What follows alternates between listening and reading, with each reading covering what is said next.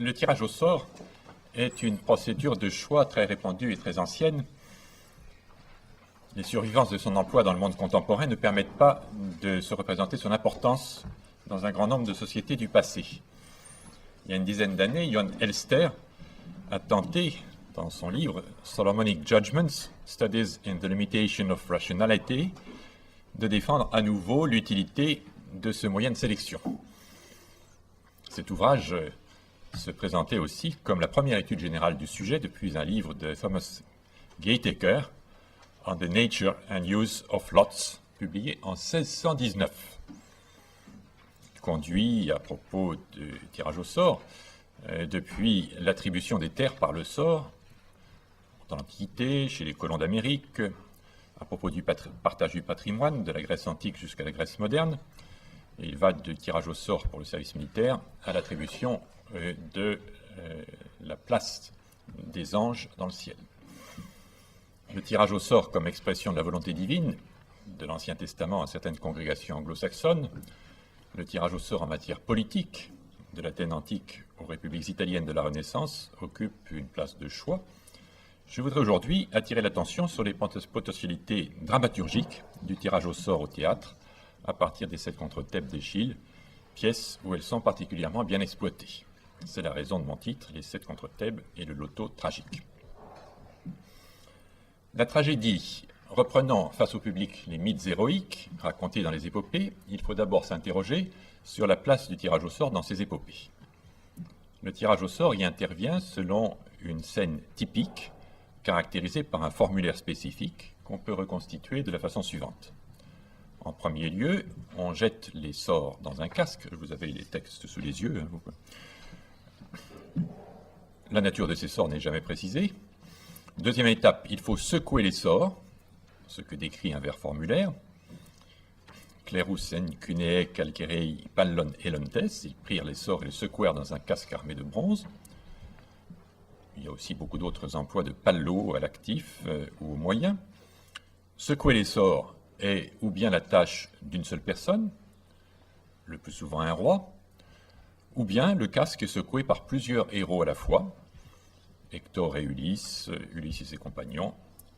Le héros peut aussi secouer le casque lui-même en détournant la tête, Hector au chant 3 de l'Iliade. Ces différents procédés sont destinés à éviter toute contestation ou tout soupçon de trucage, car on a des exemples aussi de tirage au sort truqué. Il peut arriver que les concurrents eux-mêmes secouent les sorts. Une troisième étape intervient simultanément, qui consiste à prier les dieux, et qui est décrite par un autre vers formulaire.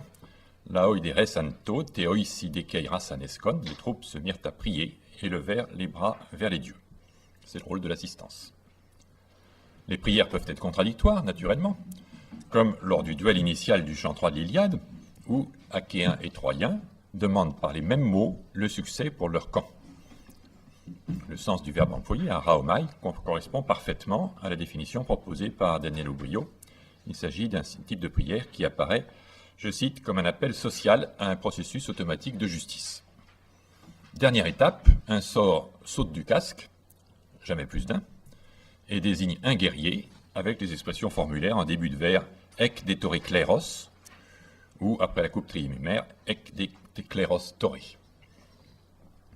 Le verbe lankano est alors régulièrement employé après la coupe pentémimaire, d'une façon formulaire aussi, klérolaken, klérolakon. Il existe donc une phraséologie épique du tirage au sort qui le définit à coup sûr dès les âges obscurs de la Grèce comme l'un des moyens de droit qui donnent accès à une possession légitime.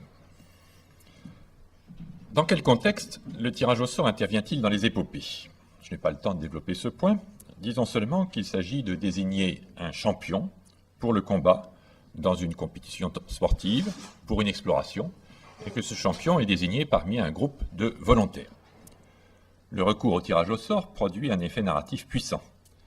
Il désigne comme champion ou bien celui qui est effectivement le meilleur, en entérinant sa supériorité naturelle, ou bien qui n'est pas nécessairement le meilleur, et dans ce cas, il ménage l'attente jusqu'à ce que le meilleur fasse valoir sa supériorité d'une façon incontestable. Il faut lire en particulier le tirage au sort du chant 7 de l'Iliade, de loin le plus développé. Ça n'est pas sans mal que les 9 héros candidats au duel avec Hector se sont portés volontaires. Ensuite, la préparation, la reconnaissance des sorts sont décrites avec un soin exceptionnel. Chacun mit d'abord son signe sur un sort.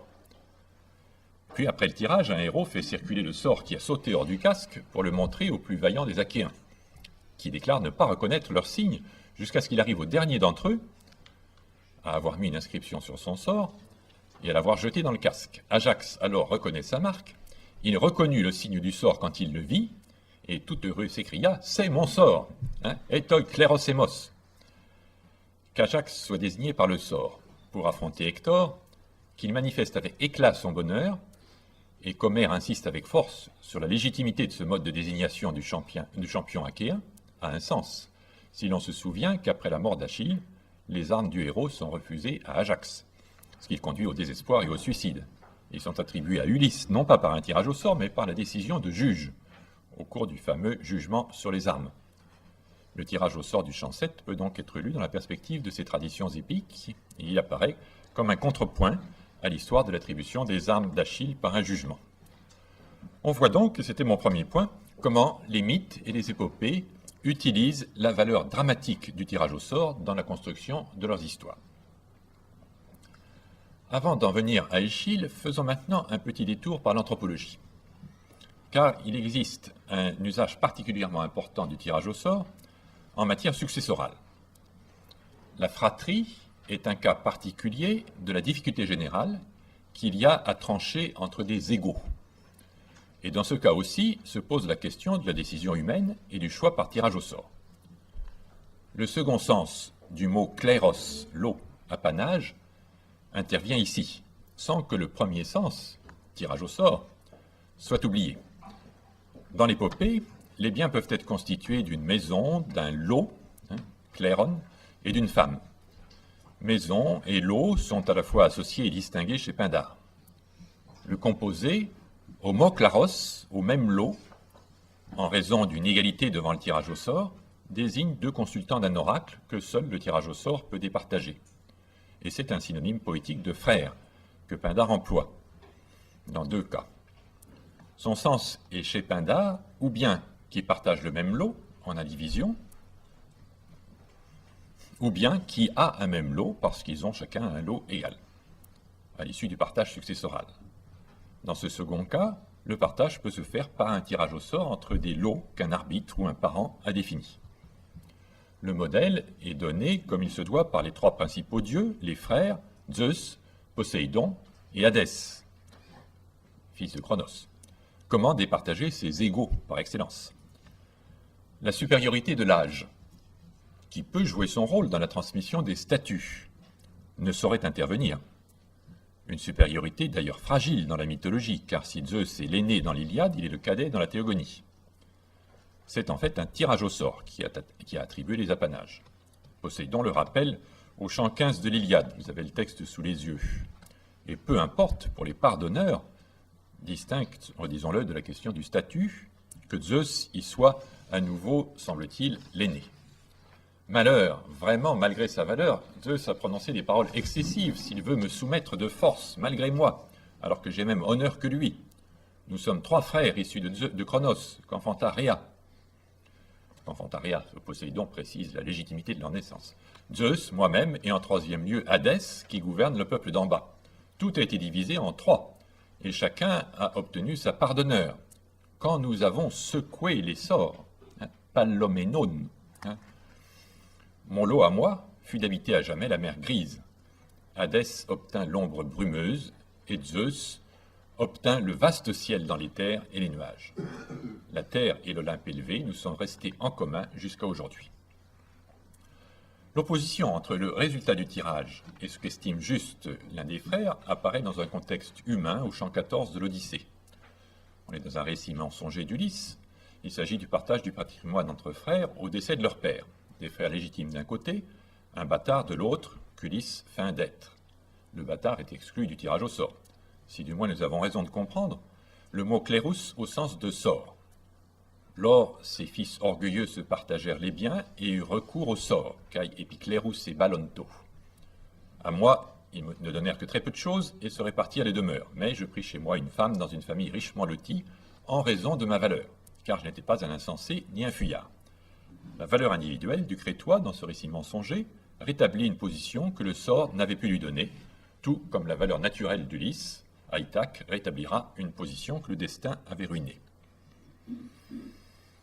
Après avoir décrit le tirage au sort hippique et évoqué rapidement ses rôles narratifs, après avoir rappelé l'emploi du tirage au sort pour la répartition de l'héritage entre frères, nous sommes maintenant armés pour aborder la querelle entre Éthéocle et Polynice. Comme dans le cas des trois chronides, la question de la primogéniture est rendue complexe par la contradiction entre les traditions. Polynice est l'aîné chez Sophocle, mais le cadet dans les Phéniciennes d'Euripide. Depuis la publication d'un fragment de poème lyrique retrouvé dans un papyrus de Lille et généralement attribué désormais à Stésichore, nous disposons d'un témoignage précieux sur l'état de la légende à l'époque archaïque.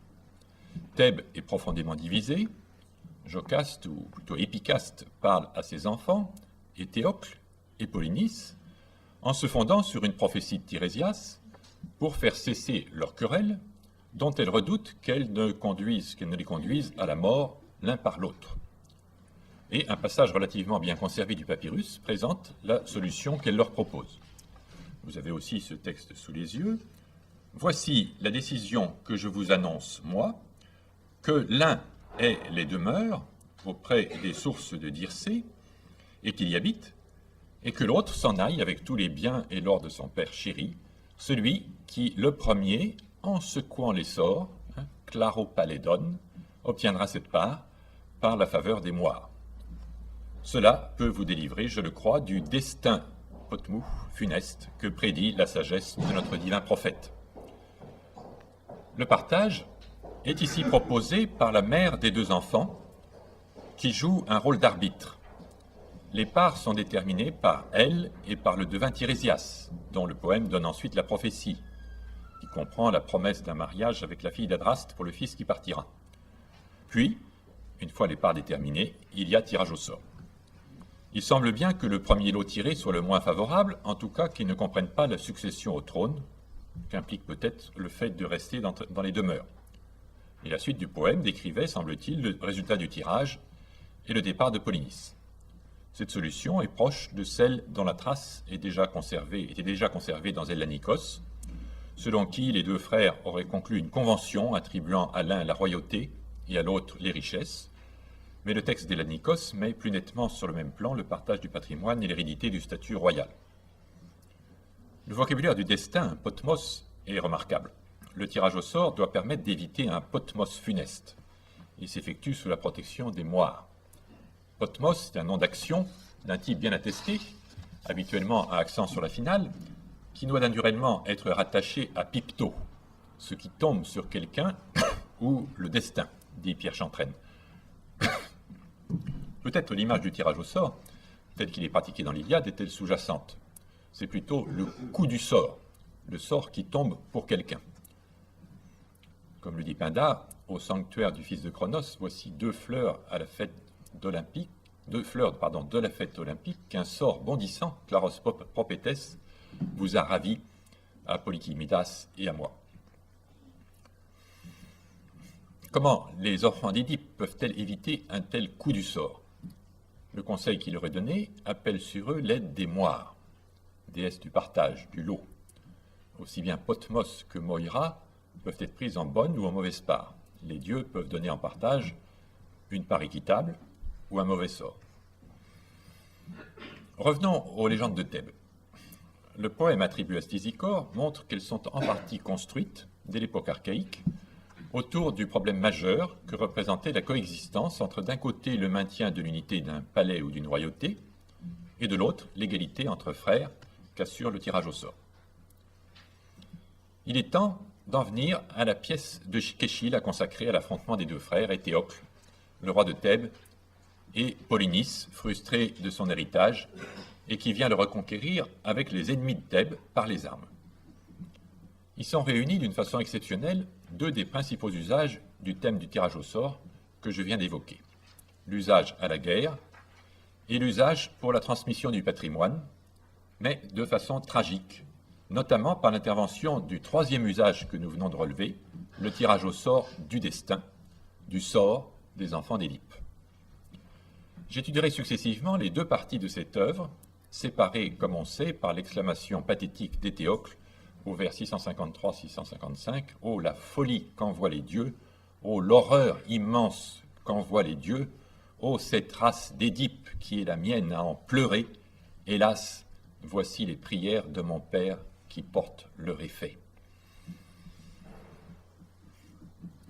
Dans la première partie de la pièce se prépare le duel des frères, qui occupera la seconde partie.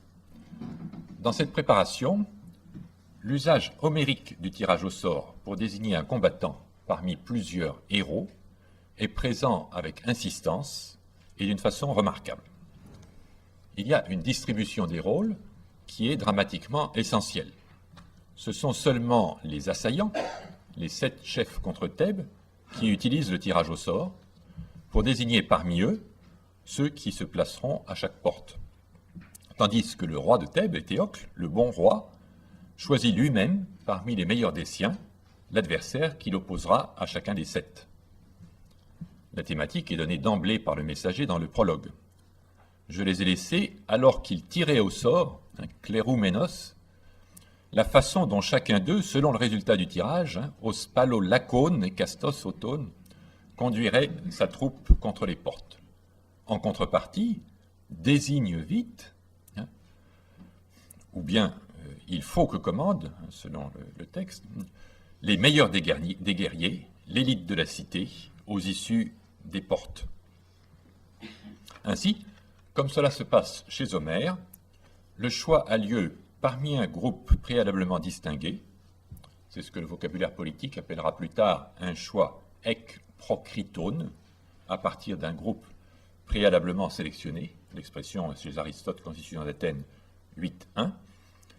Ici, ce groupe présélectionné est celui des meilleurs guerriers, et ce choix se fait selon 2 procédés différents, le tirage au sort d'un côté, entre 7 chefs égaux, et la décision du roi, de l'autre, entre les aristoi. Aussi bien le cœur des femmes que le messager reviennent sur cette opposition.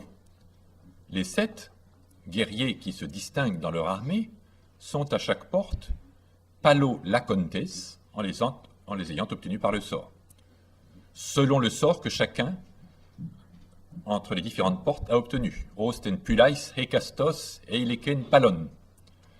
Et le verbe lankano est ensuite à nouveau employé pour kapané vers 423 et pour éthéoklos vers 456.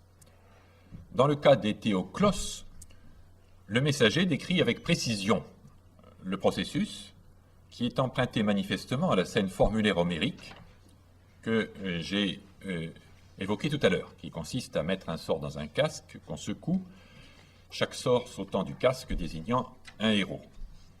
Tritogar éthéoklo, tritos palos et uptiu pédécine eucalcou kranos.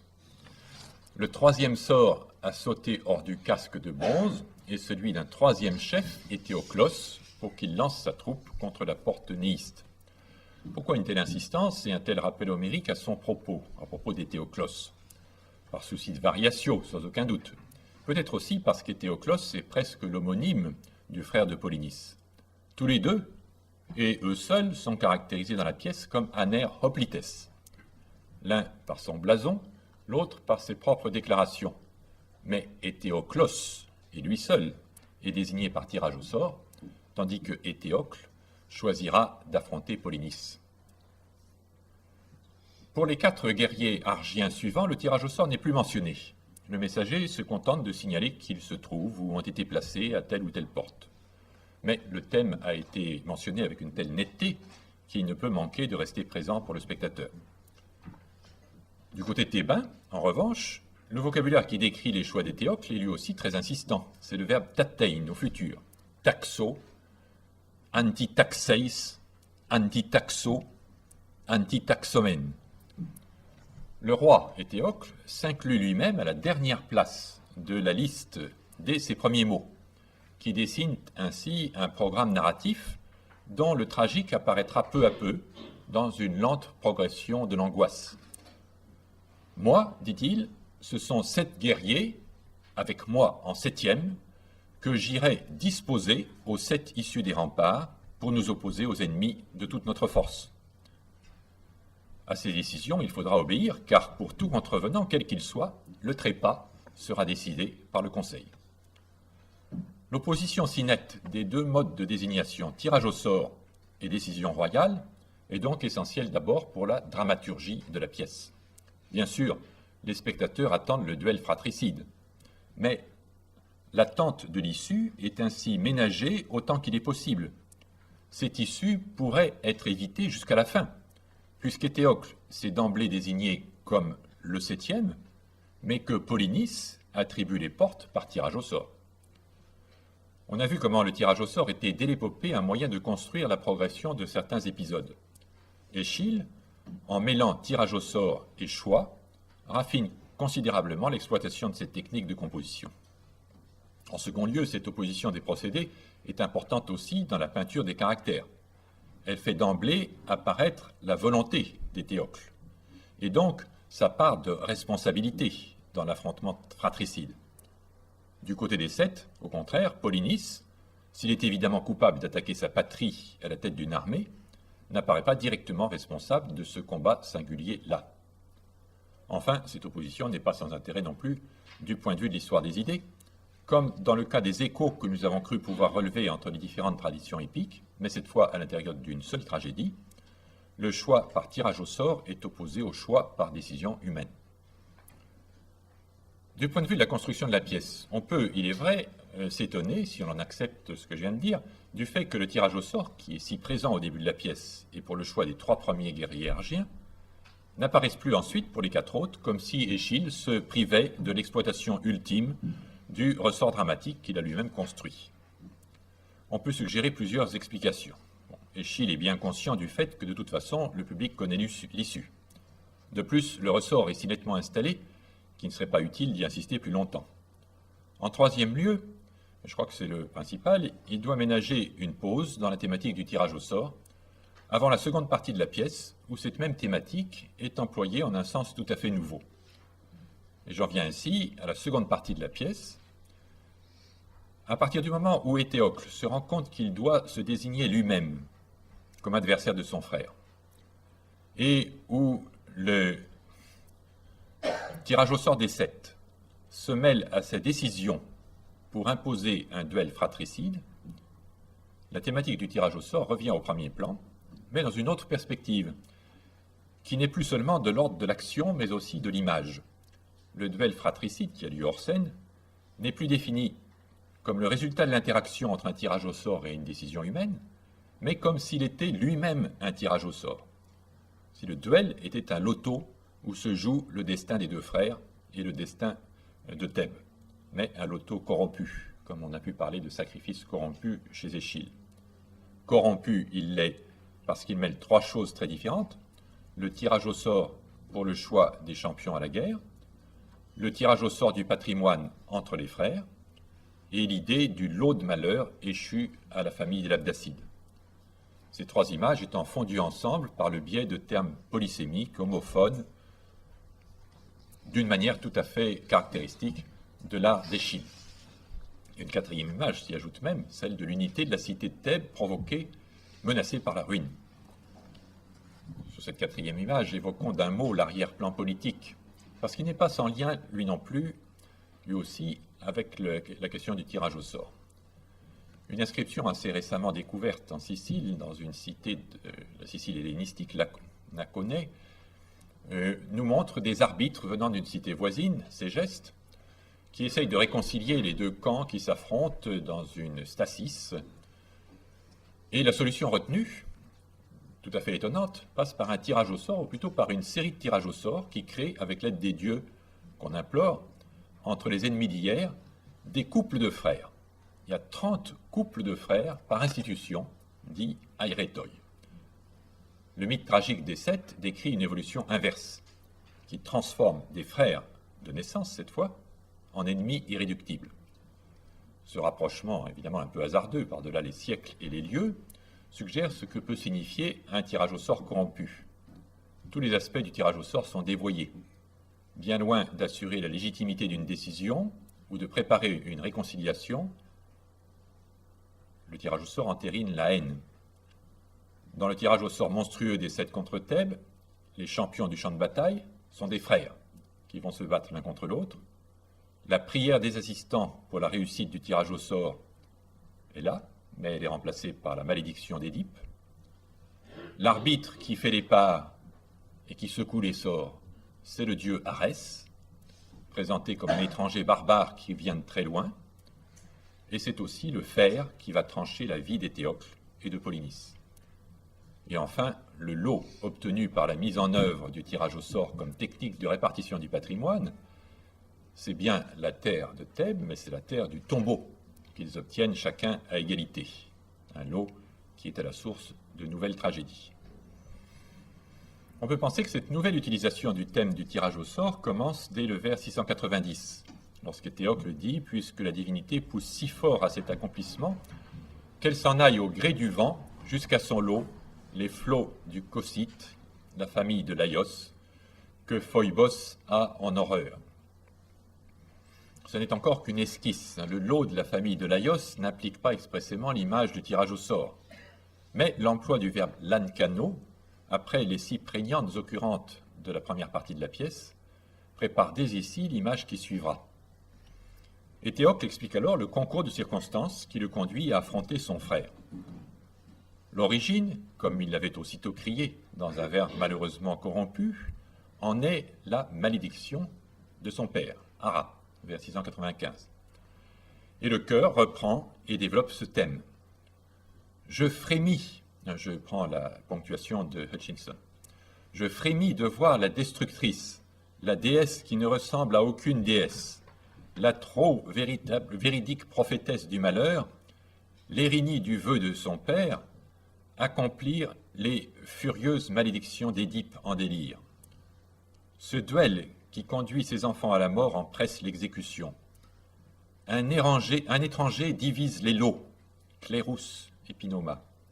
Un calibe, un résident venu de City, un répartiteur bien amer des richesses, le fer au cœur cruel, et il a secoué les sorts, Diapellas, pour qu'ils habitent tout juste la part de leur terre que les morts peuvent occuper. Ils ne se répartiront pas les grands espaces. La strophe et l'antistrophe reprennent d'abord l'explication du duel par la malédiction du père, en y joignant le rôle de l'Érinie. Puis vient cette fois de façon tout à fait explicite la description du duel par l'image des sorts qu'on secoue. C'est un arbitre étranger, annoncé dans un style énigmatique caractéristique d'Échille, qui est à la fois venu faire les parts et organiser le tirage au sort. Le chœur évoque la répartition entre les frères, pendant qu'est supposé se dérouler le duel fratricide, une répartition des lots qui sont des parts égales de patrimoine, mais aussi des sorts, puisque le mot kléros a les deux sens. Le verbe diapallo, qu'emploie Échille, ne laisse aucun doute sur la précision avec laquelle il joue sur la polysémie du mot. Dans la scène épique du tirage au sort, la prière qui précède la sortie du sort est notée, on s'en souvient, par le verbe araomai. Dans ce chant du chœur, et de façon générale, dans la deuxième partie des 7, c'est l'ara d'Édipe qui joue le rôle de cette prière efficace. À côté de cette prière, on retrouve ainsi l'étape qui lui est associée dans la scène homérique, les sorts qu'on secoue, et avec la conséquence, le sort qui est tiré. Le chœur évoque à nouveau plus loin à la fois la malédiction, Arras, d'une façon encore plus saisissante, puisqu'on entend Édipe annoncer lui-même la répartition tragique. Qu'un jour ils n'obtiennent leur part, dialakein, de mes biens, que de la main du fer. Après l'issue du duel, l'image du partage est encore plusieurs fois reprise presque mot pour mot, d'abord par le messager. Les chefs, les 2 commandants, ont obtenu diélakon, la pleine possession de leurs biens, du fer de City travaillé au marteau. Puis, dans les lamentations du chœur, avec l'intervention plus nette du rôle de l'arbitre chargé de faire les parts, entre lesquels on tire ensuite au sort. Et l'instigateur, peut-être aussi l'arbitre du tirage au sort, est alors Arès lui-même, à 2 reprises, en même temps que le fer. Ils se sont partagés leurs biens, les cœurs acérés, pour en obtenir la Caïn une part égale. Mais l'arbitre, dit Lactère, n'est pas sans mériter les reproches de leurs amis, et Arès ne leur a pas été favorable. Amer conciliateur dans leur querelle est l'étranger du pont, le fer acéré jaillit du feu. Amer est le mauvais partageur de leur richesse. Arès qui réalise en vérité la malédiction de leur père. Échille peut ainsi jouer sur la proximité phonique entre Arès et Ara, qu'on peut tenter de rendre en français, comme je l'ai fait en déplaçant le jeu de mots par la proximité entre Amer et Arès. Un autre jeu sur les sonorités avait précédé. Il est encore plus achevé, puisqu'il s'agit de l'emploi d'une forme qui recouvre deux mots homonymes. Il n'y a à mon sens aucun doute qu'Échille attire délibérément l'attention sur la nouvelle énigme qu'il propose dans ces quelques vers, puisqu'il insère à cet endroit une question qui porte sur le mot même qu'il va employer, vers 911-914. Frappés par le fer, les voici, frappés par le fer aussi, les attendent. Qu'est-ce qui les attend, demandera-t-on? Les lacailles des tombes paternelles. Le mot laquais, selon les scoliastes, est rattaché à lacaino, creuser, et signifie les trous. Mais il existe un autre mot laquais, qui est attesté épigraphiquement, et qui est chez Hegesippus, rattaché évidemment à l'ancano, et qui signifie les lots. Il est impossible de mieux indiquer l'identité entre le lot et la mort. En même temps, Échille pose par ce mot le thème de la suite du tragique destin familial. Auront-ils effectivement la même part du tombeau, la même sépulture? Et il pose ce thème en indiquant d'emblée qu'Antigone aura raison de donner à ses frères au moins cette égalité-là, pour en faire tragiquement des vrais frères de semence, des vrais frères de sang.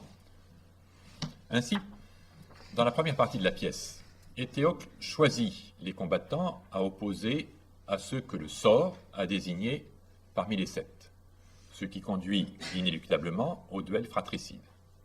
Puis, dans la deuxième partie, le duel fratricide est décrit et déploré comme la mise en œuvre d'un tirage au sort affreux conduit par Arès et la mort.